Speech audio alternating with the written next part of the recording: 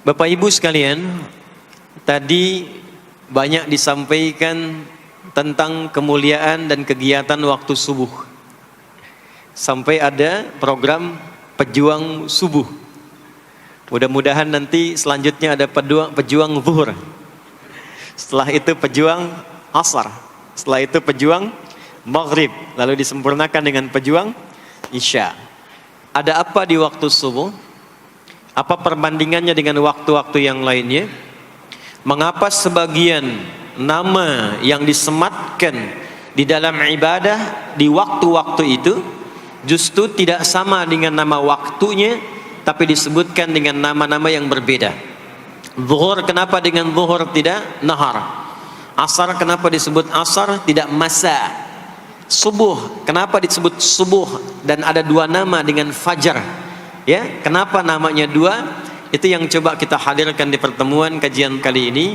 Mudah-mudahan dari pencerahan yang kita dapatkan di kesempatan pagi ini ada bakal terbaik yang kita bawa pulang setelah menunaikan ta'lim ini insyaallah. Tidak cukup dengan amin, kita mulai dulu ya. Bismillahirrahmanirrahim. Kita mulai Quran surah ke-17 Al-Isra di ayat ke-78.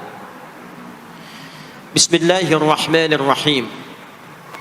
Aqimis salata liduluki syamsi ila ghasaqil layli wa qur'anal fajr inna qur'anal fajri kana mashhuda. Aqimis salat, tunaikan oleh kalian salat dengan sempurna, dengan benar. Penting dicatat, setiap ada perintah menunaikan salat dalam Al-Quran yang salatnya dimaknai sebagai ibadah formal, bukan bermakna doa biasa. Jadi ada salat yang bermakna umum, yaitu doa. Jadi doa itu disebut dengan salat. Karena itu dalam fiqih, as-salatu hiya doa. Salat itu secara bahasa disebut dengan doa.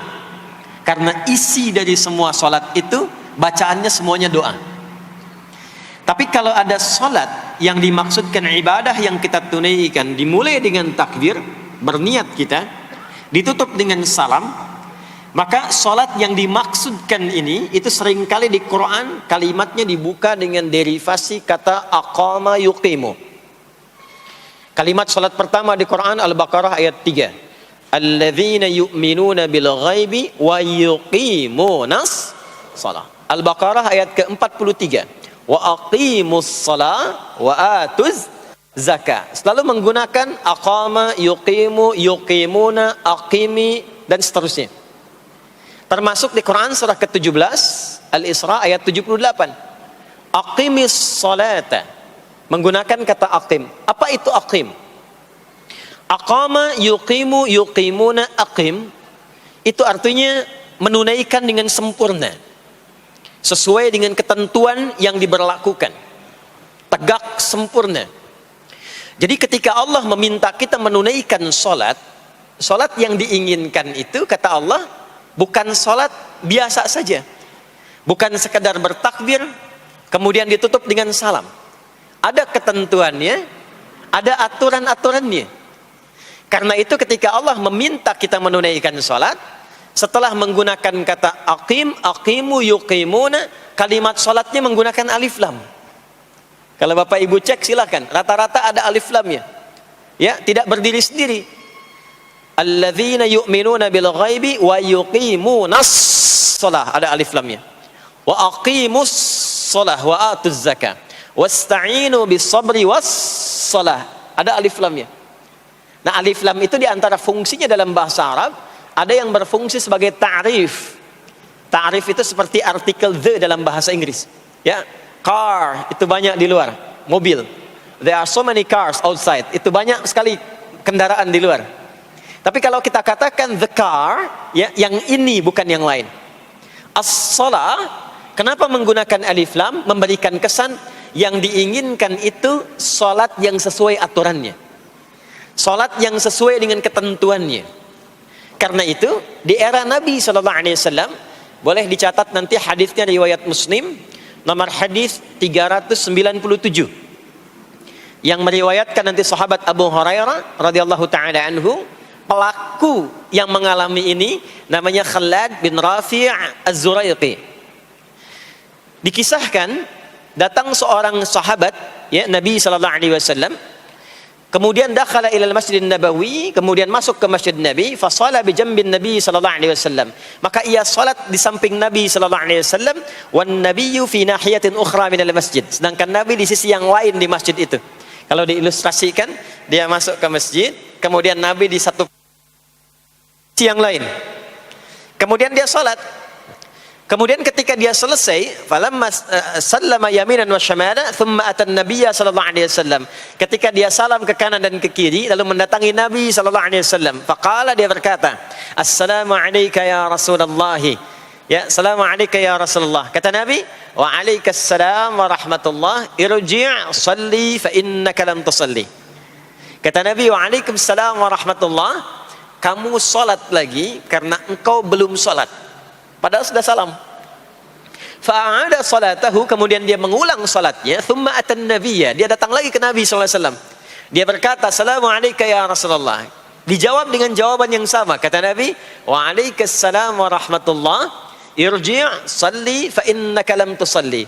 Kamu balik lagi salat karena engkau belum salat. Padahal sudah salam. Maka dia melakukan itu sampai 3 kali, sampai dia berkata, "Ya Rasulullah, ma uhsinu ghairah." Ya Rasulullah, ini yang bisa saya kerjakan. Kalau ada yang kurang, alimni, mohon ajarkan saya bagaimana sholat yang sesuai aturan yang benar itu. Maka diajarkanlah oleh Nabi bahkan sejak wudu. Idza qumta ila shalah. Kembali muncul kalimat tadi, aqama yuqimu. Kata Nabi, jika engkau sholatnya ingin sempurna, fa asbighil wudu, maka mulai dengan wudu yang sempurna. Maka biasanya orang kelihatan dari wudunya. Orang yang baik sholatnya itu mulai kelihatan dari sejak wudunya. Jadi kalau wudunya tidak sempurna, buru-buru, yang dibasuh tidak sempurna, itu pasti akan berdampak kepada sholatnya. Setelah itu thumma istaqbil qiblah, lalu menghadap ke arah kiblat, lalu diajarkanlah oleh Nabi tata cara salat mulai dari takbir sampai dengan selesai salam. Nah, salat seperti ini jika benar oleh kita diikuti. Jadi fokus baik-baik di sini, benar-benar diikuti oleh kita aturannya dari mulai wudu sampai dengan salam, maka Allah akan berkenan memberikan 5 kemuliaan yang dicurahkan pada seorang hamba saat di dunia. Di kalau pahala di akhirat, pahala sholat kita dapatnya di akhirat. Sekali menunaikan sholat dapat 10 poin. Itu ada di Quran surah ke-6 Al-An'am di ayat 160. Man jaa bil hasanati falahu asyru amthaliha. Siapa yang mengerjakan perbuatan hasanah, perbuatan baik yang punya nilai pahala, maka diberikan nilainya 10. Di dalam Al-Quran, sholat itu disebut dengan hasanah, perbuatan baik yang punya nilai pahala. Itu ada di Quran surah ke-11 Hud di ayat yang ke-114. Aqimis salata tarafayn nahar wa zulafan minal lail innal hasanati yudhibnas sayyiat. Tunaikan sholat di pembuka siang sampai akhirnya, sampai ketemu malam.